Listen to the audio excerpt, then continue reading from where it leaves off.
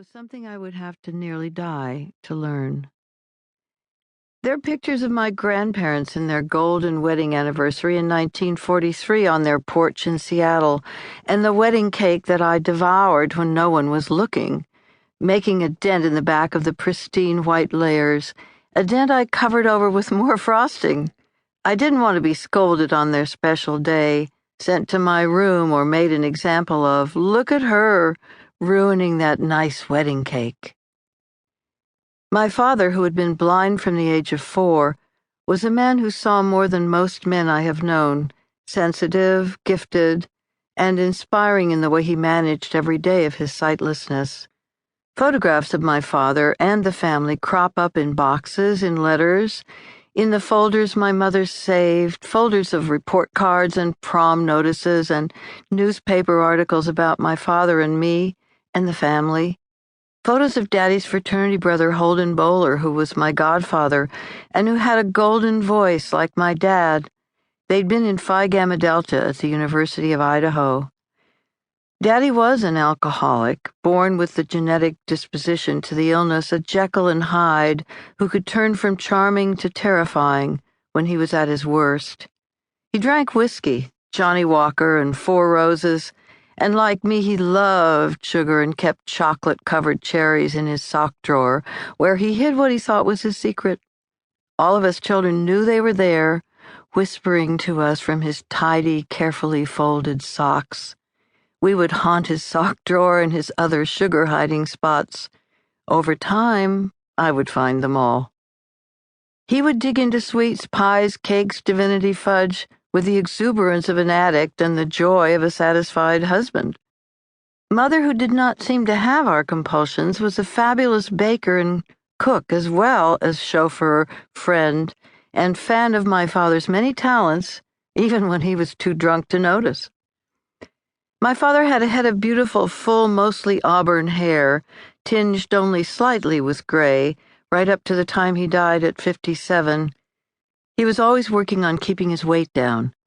He would mow the lawn barefooted so he could see where he was going, getting the feel of the grass under his toes.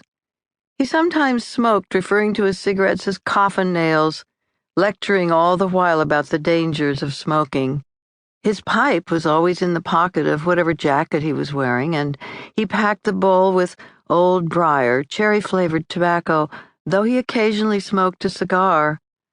I thought that a pipe tasted better than any cigarette I ever smoked. Daddy was also a reader, and in our house books were required possessions. My father read to all of us children from the time we were tiny. He would sit on the edge of my bed and run his fingers over the pages of the big Braille volumes from the Library of Congress, History, Mystery, and the Russians, War and Peace, The Double, Chekhov. The books he read were big, weighty tomes that stood many feet high, stacked against the wall. He once told me that when he could not sleep, he would count the books he'd read in his lifetime. Hundreds of books, in Braille, or on what he referred to as talking books. They arrived bound in heavy, twine-wound squares. Daddy thought that if you had not read Moby Dick by the time you were 7, there must be something wrong with you. Reading has been a lifelong obsession of mine, a preoccupation. As I read, I began to learn what others did to control their demons. There were spiritual routes, and there were pragmatic ones as well. The two, for me, are inextricably linked. I always had a belief in some higher power in the world. I went to church, sang in the choir, loved the hymns.